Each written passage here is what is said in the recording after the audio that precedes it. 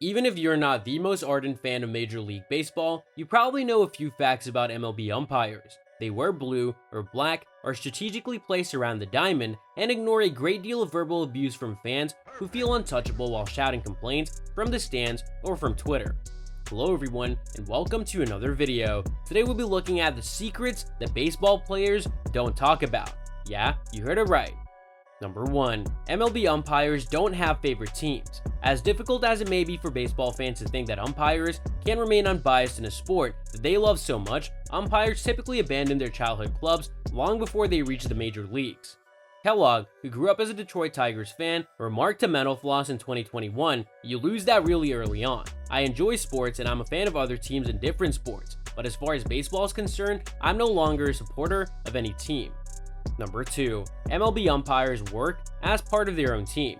Similar to how shortstops shift to second base during certain double plays, MLB umpires know how to cover each other for the best possible view of each play. Fans may not always recognize how deliberate their actions are, but any umpires in the audience will likely notice. When a crew is working together and you're able to observe it from a different vantage point, such as from the press box, it's like an orchestra, said Everett. One player leaves, another takes his place, a third moves up, and then they execute these plays while altering their angles, and everything is in perfect harmony. It's a pretty cool thing. Number 3. They travel a lot. It would be more difficult for umpires to practice the impartiality they preach if they spent most of their time refereeing for one team, but they do not. Umpires, unlike the teams, do not have a home stadium. They go from city to city throughout the season. Kellogg stated, "I believe there's a misperception that we live in the cities where we work. Therefore, when you meet folks and inform them, no, we travel, they're unaware that we are a group of 4 who traveled throughout the summer." Number 4. Some MLB umpires have other careers during the offseason. Since umpires do not have MLB-related obligations during the offseason, they're free to do anything they like. Because of the form of our contact, you are paid year-round, so you truly just enjoy being at home. You simply like being with your family, remarked Kellogg. Attend as many of their activities as possible because you will miss so much while you're gone. However, some individuals pursue supplementary jobs outside of the field. Kellogg stated, "We have a lawyer, a financial advisor, and real estate agents." In his own time, longtime umpire Joe West, better known as Cowboy Joe, enjoys writing and performing country music. Number 5. They practice their punch-out calls. Attending one or 2 umpire training programs, both of which are located in Florida, requires an initial investment of several $1,000s. There, you will practice distinguishing balls from strikes with the assistance of a pitching machine, de-escalating conflicts with the assistance of role-playing teachers, and practicing the motions that correlate to each call. When declaring someone out after a third strike, umpires might be a little more imaginative. After visiting umpire training, Seth Stevenson of Slate stated, "The punch-out is the trademark technique of an umpire. Only during the third strike call is he permitted and even encouraged to display flair.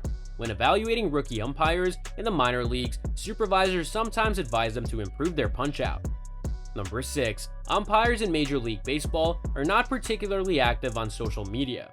Spend some time searching for individual MLB umpires on social media, and you'll quickly find that very few of them are openly active on these platforms or at all. Given the amount of criticism they receive from supporters seeking for someone to blame for a loss, it's hardly unexpected. It is quite challenging because you must be able to defend yourself, but you can't do it presently, Everett stated. "You can't throw yourself out there and be on that stage because you will never win."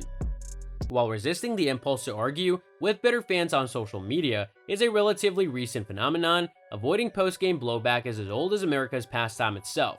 Early in my career before social media, I was given the following piece of advice. Don't pick up the local paper the next day because the headline will not read, "Mike Everett is a fantastic umpire," Everett explained.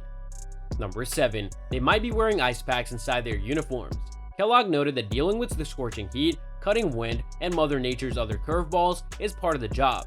The majority of their coping techniques are rather elementary. In the heat of summer, staying hydrated is essential. "You're adequately attired," he stated. "I recall attending a game in Milwaukee where the roof was open. However, there were shady areas, so I would wander there between the innings to cool off." Number 8. Each game, MLB umpires are graded. Major League Baseball uses advanced technology to track umpires' performances that goes beyond the digital strike zone that viewers see on screen. In a radio interview in 2020, MLB umpire Mark Carlson stated, "The box you see on television is primarily for entertainment purposes. It involves a more intricate science. So they evaluate our strike zone, and the next day we receive a report on how we did. Balls that we call strikes, strikes that we call balls, etc. So that's all from today's video. If you enjoyed it, remember to leave a like, subscribe, and ring that bell icon so you never miss our upcoming videos. And don't forget to share your thoughts in the comment section below. Stay tuned, and we'll catch you in the next video.